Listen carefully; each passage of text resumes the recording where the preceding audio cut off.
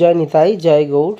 এই যে জামাগুলো দেখছেন, আমার এই জামাগুলো গৌড়ের জন্য পাঠিয়েছেন গৌড়ের এক প্রিয় ভক্ত, এবং এই শুকনো ভোগগুলো পাঠিয়েছেনও তিনি গৌড়কে, যেন এগুলো নিবেদন করি।